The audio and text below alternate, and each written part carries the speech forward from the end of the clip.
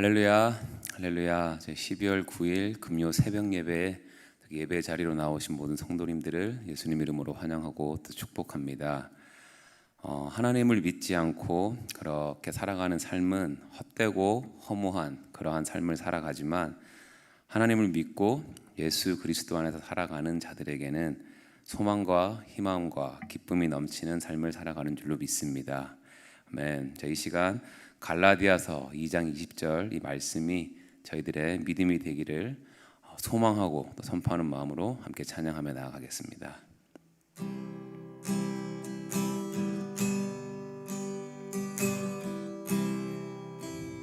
내가 그리스도와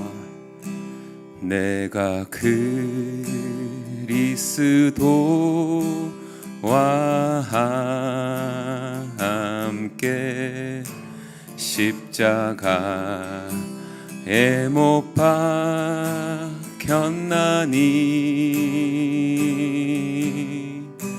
그런즉 이제 내가 산 것 아니요 오직 내 안에 예수께서 사신 것이라. 이제 내가 육체 가운데 사는 것을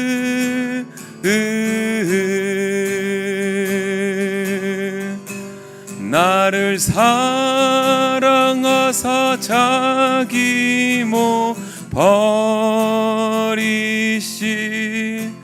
예수 위에 산 것이라. 내가 그리스도와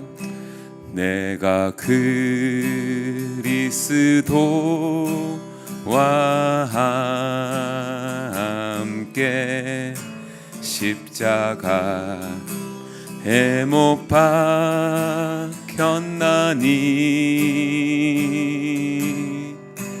그런즉 이제 내가 산 것 아니요 오직 내 안에 예수께서 사신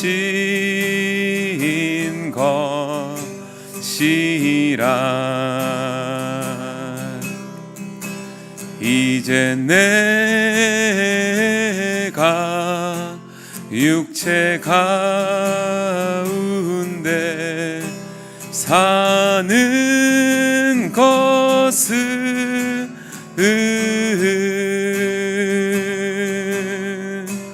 나를 사랑하사 자기 몸 버리신 예수 위에 산 것이라. 이제 내가 육체 가운데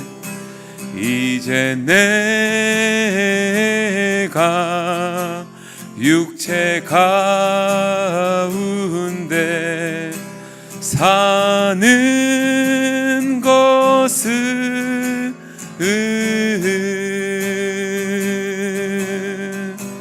나를 사랑하사 자기 몸 버리신 예수 위에 산 것이라. 나를 사랑하사 자기 몸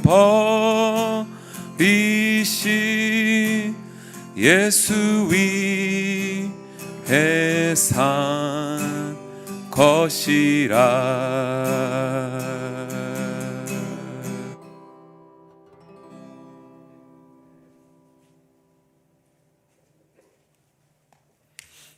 기도하겠습니다. 좋으신 아버지 하나님 감사합니다. 오늘 이른 아침에도 주님의 전에 나와 하나님 앞에 구원의 뿔을 잡고 기도하기를 원하는 주의 백성들을 외면하지 말아주시고 저들의 마음과 생각을 감찰하셔서 하나님이 이 시간에도 임재해 주시고 대면으로나 영상으로 어떤 모양으로 하나님 앞에 기도하며 나아갈 때 하나님이 동행하여 주시고 말씀 가운데 임재하셔서 우리에게 위로와 격려가 되게 하시며 용기를 얻는 귀한 시간들로만 채워지게 하여 주옵소서. 올해 한 해도 이제 거의 다 지나갑니다. 유종의 미를 잘 거둘 수 있도록 하나님께서 끝까지 은혜 베풀어 주시고 또한 특별히 내년의 사역을 위해서 준비하며 기도하는 가운데 있습니다.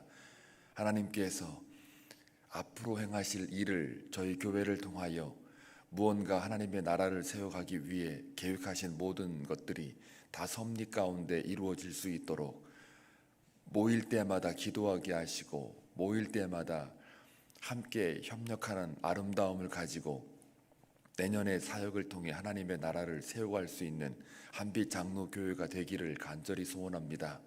당예로부터 유치부에 이르기까지 모든 성도들이 한마음 한뜻으로 주님 앞에 기도로 나아가는 저희들 되기를 원합니다. 특별히 간구하옵기는 육신의 질병으로 인하여 많은 어려움을 겪고 있는 성도들 직접 찾아가 주시고 주님이 직접 만져주시고 위로하셔서 저들의 육신의 회복으로 말미암아 더욱더 영적으로도 연결되어 모든 것들이 회복되어질 수 있도록 그래서 하나님께서 치료하셨어요라고 하는 그 은혜를 고백하는 그런 귀한 시간들이 되게 하여 주옵소서. 감사함으로 나아갑니다. 오늘도 주의 말씀을 통해 우리를 만나 주옵소서. 예수님의 이름으로 기도합니다. 아멘. 하나님 말씀 보시겠습니다. 전도서 1장 1절에서 11절입니다. 전도서 1장 1절에서 11절 금요일 날짜 생명의 삶 하나님의 말씀입니다. 함께 교독할 때에 주의 음성 듣기를 바랍니다. 다윗의 아들 예루살렘 왕 전도자의 말씀이라.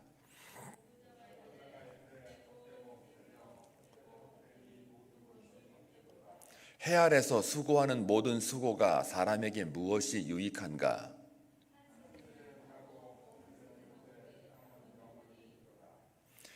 해는 뜨고 해는 지되 그 떴던 곳으로 빨리 돌아가고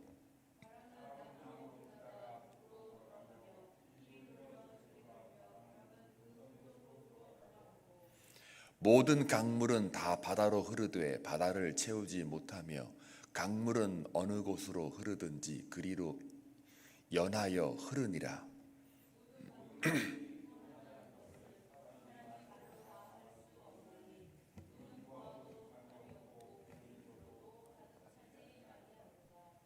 이미 있던 것이 후에 다시 있겠고 이미 한 일을 후에 다시 할지라. 해 아래에는 새 것이 없나니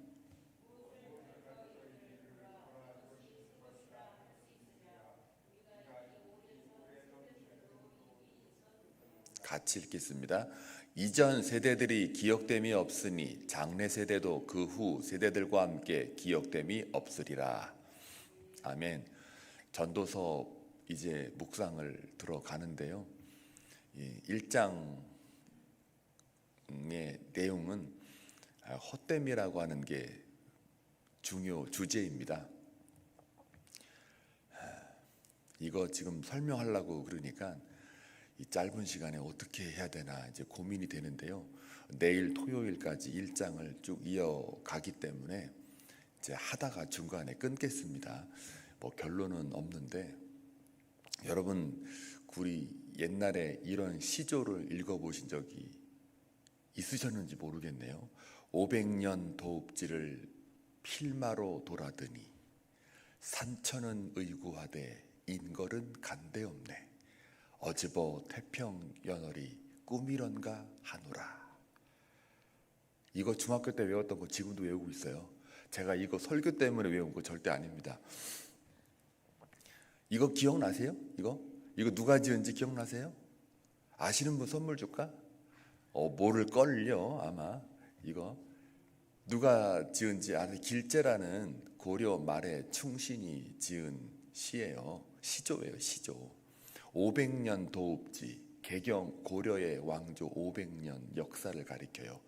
500년 도읍지를 필마로 돌아다니, 필마가 뭐예요? 말이에요, 말 타는 거.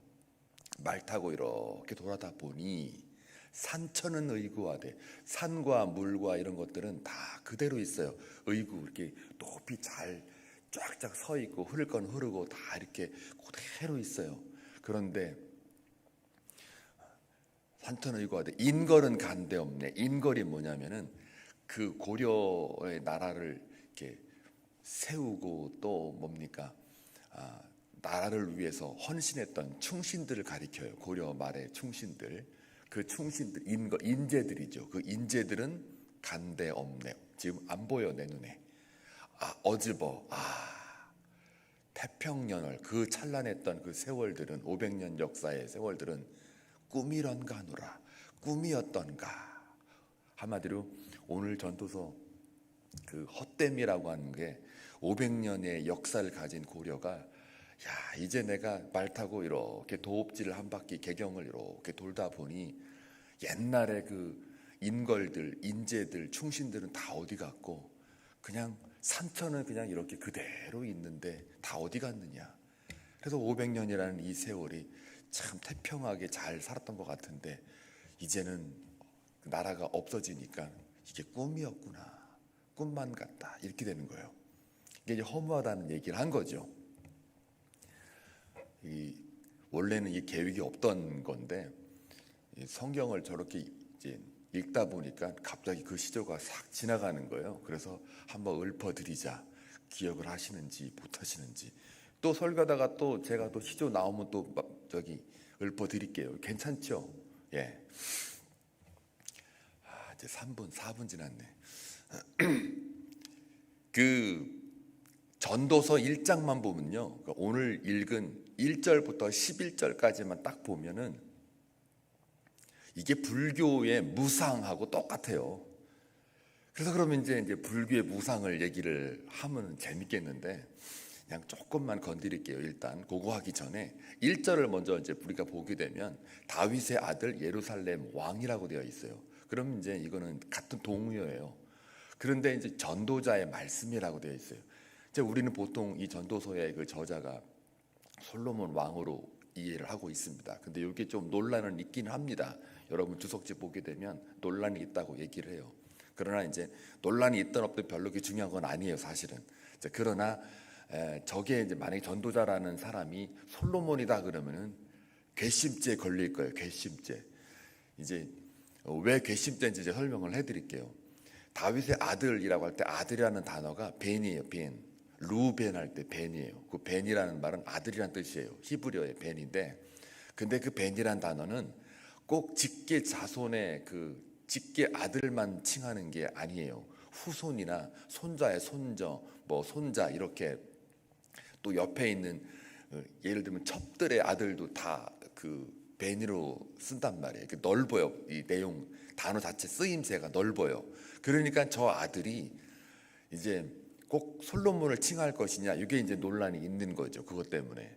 그리고 예루살렘 왕은 이제 같은 그 다윗을 얘기하는 거니까 또 그 왕이 이제 그런데 이제 왕이 아들 중에 왕으로 등극한 사람은 솔로몬밖에 없으니까 이런 면에서 볼 때는 솔로몬에 가깝지 않느냐 이래서 보통 통설로 볼 때는 솔로몬으로 얘기를 합니다. 그런데 이제 어떤 그 주석가들은 그래도 뭐 본인이 밝히지 않았으니까 솔로몬 그 잠언에는 솔로몬의 잠언이다 이렇게 하고 솔로몬의 잠언 이렇게 딱 나와 있어서 정확하게 이 잠언의 그 저자는 솔로몬으로 이해가 되는데 여기는 전도자의 말씀이다 이렇게 써놨어요.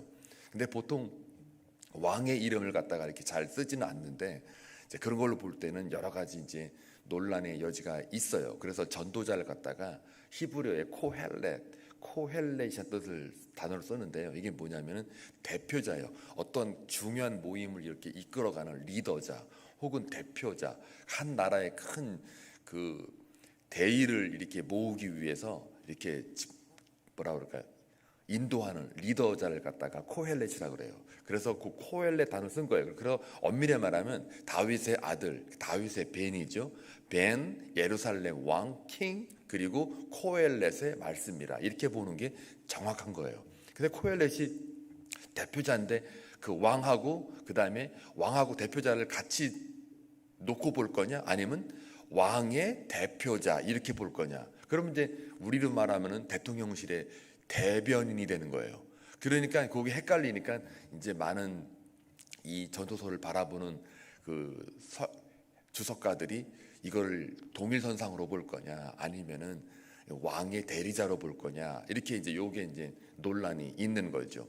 자, 어쨌든 간에 이거는 우리가 그냥 상식적으로 성경을 이해할 때 그 맥락으로는 이해된다. 이렇게 그냥 알고만 계세요. 자, 그다음에 이제 어찌됐든 솔로몬이라고 만약에 이제 치는 거예요. 우리가 솔로몬이 이 전체 전도서의 그 맥락을 볼 때는 솔로몬이 더 가깝기 때문에 우리가 일반적으로 솔로몬이 이 전도서의 저자다라고 이해를 하는 거예요. 그러나 절대적인 건 아니지만 개연성은 있는데 절대성은 없다라는 거예요. 개연성이라는 거는 70%에서 80% 이상이 되는 걸 개연성이라고 그래요. 절대성은 100%고 그다음에 가능성, possibility, 가능성은 20% 미만을 가능성이라고 하는 거예요. 그러니까 그렇게 따지면은 이 전도서의 저자는 개연성으로 볼 때 솔로몬이 가까울 것이다. 이렇게 보는 거예요. 이렇게만 이해하시면 여러분들이 조금 더 도움이 됩니다. 자, 그리고 나서 이제 2절 그 유명한 헛되니 또 모든 것이 헛되도다 이렇게 5번이나 얘기를 합니다. 이건 최상급의 표현으로서 이제 강조하는 건데 뭐가 그렇게 헛된지는 이제 두고 볼 일이에요. 근데 만약에 이게 솔로몬이 만약에 진짜 지은 전도서의 저자다라고 하면은 괘씸죄 걸린다 그랬잖아요. 아니 지는 뭐 왕이잖아요. 권력도 가져봤어요. 또 뭐 한 남자로서 뭐 부인이 몇 명입니까? 본처가 300에 비인 그러니까 첩으로 따지면은 700명인데 그 1000명이 자기가 거느리는 여자들이란 말이에요. 1000명이면은 성도가 1000명이면 내가 모를까? 자기 아내가 1000명인데 1000명이면 그 얼굴 다 기억하려나 몰라요. 이름이라도 기억하려나 몰라 왕이. 뭐 그러니까 1000명 성도 이렇게 목회한다고 해도 다 일일이 그렇게 관심 가져도 기억을 못 하는데 인사하고 뭐 이렇게 지나가다가도 뭔 얘기를 하면 네 해놓고도 잊어버리는 수가 많은데 1000명이면요 굉장히 많은 숫자예요. 그런데 자기가 뭡니까 아내로서의 그 1000명이라는 거는 이게 어마어마한 거거든요. 야 이게 결혼 생활을 하려고 그래도 이게 지금 몇 년이 걸리는 거예요. 이게 지금 그러니까 이게 보통 일은 아닌 거죠. 근데 결혼도 그렇게 많이 해보고 권력도 갖고 왕으로서 뭐 먹는 게 뭐 부족해요. 아니면 명예가 없어요. 뭐 또 이스라엘 건국 이래 가장 그래도 부귀영화를 누렸다고 잘 나갔던 그 당시 실정인데 무엇이 또 이렇게 헛되냐? 응? 자기는 다 해보고 그 다음에 헛되다 그러면 우리는 뭐냐? 이제 이런 거죠. 물론 본인이 다 해봤더니 별거 없더라. 근데 이 사람이라는 게 그게 또 부러워할 때가 있어요. 희한하게 사람들은 부러워한단 말이에요. 인간의 욕망에 대해서는 절제해야 되는데 남이 그 욕망 열심히 해놓은 거 나도 좀 하면 어떨까 뭐 이런 생각을 한단 말이에요. 이게 죄 때문에 그런 거예요. 이 죄가 항상 우리 가운데 있으니까 이 죄는 죄를 이렇게 흠모한단 말이에요. 그렇게 죄는. 그러니까 그걸 가지고 이제 사람들은 부러워할 때가 있어요. 그게 인간의 모습이에요. 근데 어쨌든 간에 저게 이제 헛되요. 근데 왜 헛되냐 이제 그 이유를 알아봐야 될 거 아닙니까? 3절과 4절은 뭐냐면 육이 한계예요. 인간의 한계. 그러니까 인간이 아무리 수고하고 뭐 일하고 열심히 해도 뭐가 유익하냐 이거예요. 수고해봤자 결국은 열심히 노동만 하다가 결국 때가 되면 다시 흙으로 돌아갈 건데 보이지 않을 건데 지금은 뭐 좀 젊다고 뭐 보이고 뭐 찬란하고 화려하지만 좀 지나면은 결국은 그 수고한 게 이제 나중에 늙은 만큼 내가 나이쯤 됐을 때 돌아보면은 내가 이거 뭘 살았나 내가 노동만 했나 뭐 그럴 거 아니냐 이제 그런 거죠. 또 한 세대는 가고 또 한 세대는 또 오고 또 세대가 지나면 또 나는 없어지고 또 누군가는 또 와갖고 또 이걸 따지고. 그런데 세대는 이렇게 교체가 되는데 땅은 영원하다. 여기서 영원하다는 말은요, 이터널리티가 아니에요. 그 오람이란 단어 썼어요. 오람. 히브리어의 오람. 오람이란 말은 상대적으로 오랜 시간을 가리켜요. 그러니까 이터널리티가 아니고 좀 long time이라는 단어예요. 그러니까 왜 저기다가 번역을 영원이라는 말 썼는지 모르겠어요. 헷갈리게. 땅은 오래 있도다 이렇게 해야 정확해요. 원래는 표현이 한 세대는 가고 한 세대는 오되, 땅은 오래 있도다 이거예요. 세대가 이렇게 막 교체가 되는데 땅은 그래도 오래 가는 거예요. 땅 영원한 게 어디 있어요? 이게 그냥 지구가 그냥 멸망할 수 있는 그런 과학자들이 이야기를 하는데, 땅은 영원성이 아니죠. 그냥 다른 어떤 그 만물보다, 다른 개체들보다 좀 더 오래 갈 뿐이죠. 적어도 인간보다는 오래 가는 거죠, 땅이. 그러니까 한 세대는 가고 한 세대는 오는데 땅은 영원하다. 그걸 보니까 이제 이 저자가 볼 때 인간의 어떤 그 인생의 그 역사가 이게 한계가 있는 거예요. 결국 3절과 4절은 인생의 한계성을 이야기를 합니다. 생명이 딱 고정되어 있으니까요. 영원하지 않으니까. 그리고 이제 5절부터 8절까지는 쭉 이제 나옵니다. 5절에는 이제 뭐 해는 뜨고 해는 지는데 그 떴던 곳 다 돌아간다. 해가 저거 영원한 것 같지만 이게 해가 또 낮도 좀 있고 밤도 있고 이게 계속 돌고 돈단 말이에요. 또 바람도 이리 불었다가 저리 불었다가 결국 불어온 다시 거기로 돌아간단 말이에요. 해도 떴다가 지고 다시 또 뜨고, 바람도 불었다가 다시 또 불었던 대로 다시 돌아가고, 강물도 흐르고 계속 흐르는데 바다로 흐르지만 바다가 채워지지 못한다. 당연히 채워지면 안 되죠. 바다가 꽉 채워지면 그거 다 사람 죽게요. 그건 아니거든요. 그러니까 저건 뭐냐면은 계속 흐르고 있는데 바다도 채우지 못하는데 또 흐르고 또 흐른단 말이에요. 뭔가 흘러요. 또 흐르면 또 뭔가 이렇게 증발이 되니까 또 이렇게 하늘로 올라갔다가 또 내려와 가지고 또 그 물이 흐르는 거 아니에요. 계속 돌고 도는 거죠. 또 8절을 볼까요? 또 보게 되면은 모든 만물이, 그래서 자, 해, 바람, 뭐 강물, 이런 모든 것들 다 자연의 순환을 얘기합니다. 자연은 그냥 자기들 뭐 의지가 있는 게 아니니까 그냥 어떤 흐름과 이치에 따라서 막 계속 흘러가고 있어요. 인생도 그냥 막 흘러가고 있어요. 그래서 이 모든 것들을 다 통틀어서 자연과 인간의 그 순환의 그 흐름을 우리가 볼 때 참 저자가 바라볼 때 이거예요. 참 피곤해 보인다예요. 모든 만물이 피곤해 보인다. 표현이 참 재밌어요. 만물이 엄청 막 움직이고 막 돌고 이러니까 아이고 얼마나 피곤하겠냐 이런 거예요. 우리가 열심히 막 일만 축도로 하면 막 피곤하잖아요. 그런 식으로 자연과 그 사람을, 인생을 볼 때 참 만물이 피곤해 보인다. 본인이 피곤한 거죠. 본인이 피곤하니까 다 피곤해 보이는 거예요 지금. 그러니까 헛된 거예요. 자, 정리를 해볼게요. 나머지 이제는 9절부터 12절까지 우리가 오늘 읽었던 건, 그래서 해 아래 새 것이 없다요. 다 있던 게 또 지나가고 또 지나가면 또 똑같은 것이 나와가지고 또 왔다가 또 지나가면 또 사라지고 또 그것이 또 왔다가, 물론 실체 개념은 아니지만 이 현상학적으로 볼 때는 이게 그냥 돌고 도는 거예요. 그러니까 새 것이 없어요. 그게 그거고 저게 저거예요. 그래서 9절부터 11절까지는 다 새 것이 없다예요. 그리고 마지막에 11절에 가고 인간의 역사를 보게 되면 결국 우리는 기억됨이 없는 거예요. 내가 이 땅에 와서 살지만, 그러나 내가 죽고 나면 뭐 내 자식들이 조금 뭐 기억을 해줄지 모르지만 조금 더 지나보세요. 그러면 이 구경무라는 인간은 전혀 기억이 안 돼요. 그 4대째만 올라가도 그 사람하고 나하고 뭔 상관이에요.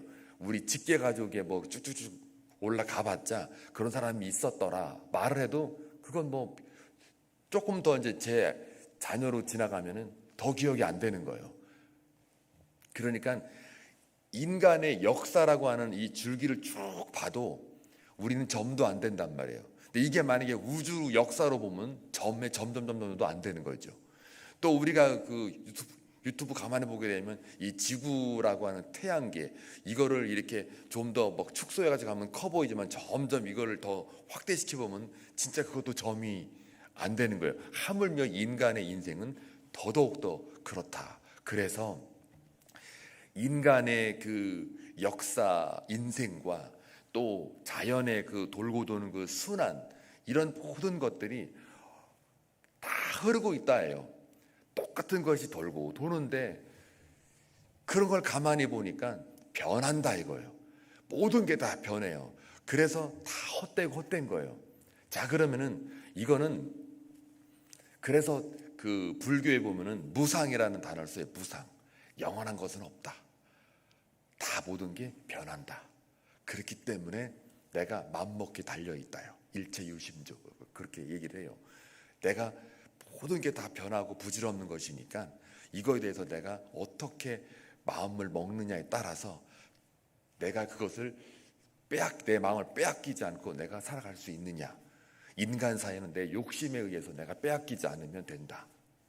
자연이 막 흐르고 있는 거에 대해서, 변하는 거에 대해서, 그거에 대해서 내가 맞춰가려고 하는 게 아니라 내 마음을 먹고 거기에 쫓아가지 않으면 내가 평강이 있을 거다라고 하는 게 무상의 원리예요, 불교에. 자, 이걸 다시 기독교로 가져와 볼게요. 가져와 보면은 그 변하는 것들에 대하여, 또 영원한 것이 없는 거에 대하여 헛된 근거와 이유를 이 저자는 대고 있어요. 그러면 헛되지 않으려면 어떻게 해야 돼요? 영원한 걸 찾으면 돼요. 그 영원한 것이 생명이다 그러면 그 생명을 붙들면 되는 거예요.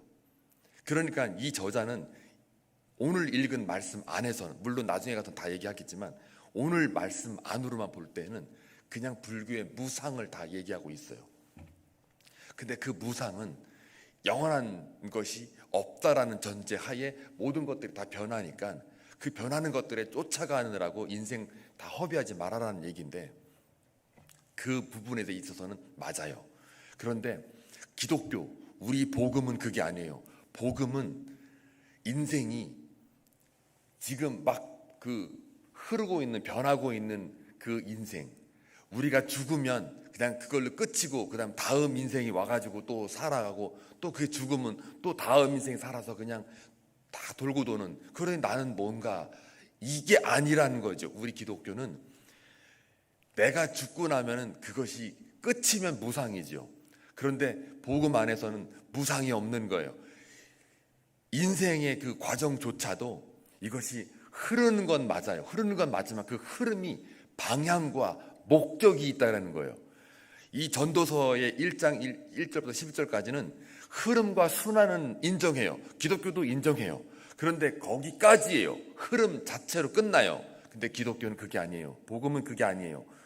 그 흐름과 순환이 어디론가를 향하고 있어요. 지향성이 있단 말이에요. 그 지향성이 뭐냐?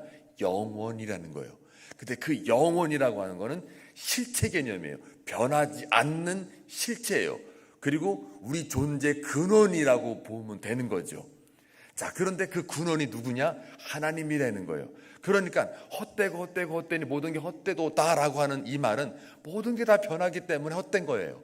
그런데 우리는 현상학적으로는 우리도 헛된 것처럼 변하고 있는 건 맞아요. 생로병사의 원리에 따라 우리는 살아갈 수밖에 없어요. 삶은 끝이에요. 그런데 거기까지가 끝이면 그러면 이 말이 맞죠. 생로병사의 원리에 따라 맞고 무상의 원리가 맞아요. 그런데 우리는 하나님이라고 하는, 그러니까 만물의 근원, 주로부터 만물이 왔고 주를 위하여 만물이 만들어지고 모든 만물이 다 주를 위하여 만들어졌다라고 하는 이 성경의 그 원리는 이 전도서 저자가 하염없이 토로하고 있는 이 헛됨이라고 하는 이 허무주의, 염세주의적인 세계관을 완전히 뒤집어 엎는 거예요. 왜 그럴까요? 영원이라는 게 있다 이 말이에요. 그 영원이라는 것이 있기 때문에 거기서부터 우리의 모든 만물이 왔고 거기서부터 우리의 인생이 시작되었기 때문에 우리의 인생의 모든 흐름과 자연의 모든 순환들은 다 어디로 향하고 있다? 그 영원의 근거인 하나님의 목적과 뜻에 지금 맞춰가고 있는 거예요. 그리고 더 중요한 건 뭐냐면 인생을 살아가면서 자연의 순환의 원리를 우리가 현상학적으로 이렇게 관찰하고 생각하면서 뭘 아느냐? 이걸로만 이 흐름이 그렇구나, 자연의 법칙이 이렇구나, 우주에 돌아가는 흐름이 이렇구나, 이것만 깨달으면 헛된 거죠. 그런데 이 모든 만물의 흐름과 순환과 과정들이 인생을 포함해서 인간의 역사가 다 어디론가 지금 가고 있는데, 그 가고 있는 실체가 하나님이라면 그 하나님을 이 과정 속에서 인생의 다양함과 자연의 여러 가지 이변과 그리고 사건과 그리고 모든 객체들의 다양함 속에서 하나님의 흔적을 발견하고 하나님의 그 향수와 형상을 조금씩 자연을 통해, 사람을 통해, 역사를 통해서 우리가 하나님을 느끼고 있다, 이 말이에요. 그것을 느끼는 것을 믿음이라 그러고, 그걸 느끼면 느낄수록, 그것이 기쁘면 기쁠수록, 두께가 두꺼워질수록 우리의 심령이 안정되고, 그 안정 속에 뭘 바라봐요? 원래의 궁극적인 영혼을 바라본다, 이 말이에요. 그리고 우리의 인생은 죽음으로 끝나는 게 아니라, 돌고 도는 거에 그 서클 안에 들어가 있는 게 아니라, 내 모든 삶의 역사와 자연의 흐름은 지금 원래 있던 영원한 것으로 지금 가고 있다, 이 말이에요. 이거를 깨닫고 사는 인생은 절대로 헛되지가 않죠. 결국은 그래서 영혼의 근거인, 영혼의 실체인, 만물의 실체인 창조주 하나님 없는 삶은 모든 게 다 헛될 수밖에 없다예요. 그러니까 하나님의 존재 유무에 따라서 이것이 헛되냐 헛되지 않느냐를 우리가 판가름할 수 있다라는 이야기입니다. 헛된 원인은 영혼성을 놓쳤기 때문에 헛된 거예요. 그렇죠? 영혼이라고 하는 걸 지향하지 못하기 때문에 헛된 거예요. 그 영혼의 실체가 누구예요? 하나님이에요. 하나님을 모르는 인생은 다 헛될 수밖에 없어요. 그러므로 우리의 인생을 오늘 살아가는 동안 여러분의 삶은 절대로 헛되지 않는 삶이다. 고난이 있고 시험에 빠져들고 질병 가운데 놓여 있어서 내가 골골하는 인생을 살아갈지라도 그 인생의 다양함의 한 부분이라고 생각하며, 그 다양한 부분에 그 미약하고 작은 거지만 그것조차도 영혼을 향하여 가고 있는 인생이라면 그 인생은 하나님의 뜻과 목적을 이루어 드리는 인생이므로 이 전도자가 토로하는 헛된 인생이 될 수 없다예요. 그렇기 때문에 우리 인생이 고귀하고 소망 가운데 품어 하나님을 향하여 나아갈 수 있는 그런 인생이 될 수 있다는 이야기입니다. 자, 내일 또 이제 토요일인데 요 12절부터 다시 오늘 말씀을 근거해서 다시 이어가도록 하겠습니다. 오늘도 여러분의 삶은 절대로 헛된 삶이 아니라 어떠한 모습이라도 여러분의 삶은 의미가 있고 하나님의 사역에 동참되어지는 삶인 줄로 믿습니다. 그런 삶을 살아내시길 주님의 이름으로 축원합니다. 기도합니다. 좋으신 아버지 하나님, 감사합니다. 우리의 삶이 현상적으로 볼 때에는 한계가 분명히 있습니다. 그러나 그 한계는 보이는 세계에서만 해당되는 것임을 고백합니다. 보이지 않는 영혼을 향하여 가고 있는 우리의 인생임을 우리가 깨닫는다면 절대로 이 인생은 헛된 것이 아니라, 무의미한 것이 아니라 그 영혼의 근거이신, 변하지 않는 실체이신 그 하나님을 향하여 가고 있기 때문에 우리는 이 땅에서는 변하지만 그 변함 자체도 소멸이 아니라 바로 영혼을 향하여 가고 있는 그러한 우리의 인생임을 다시 한번 고백할 때 복음이라고 하는 것이 바로 이러한 능력임을 우리가 믿습니다.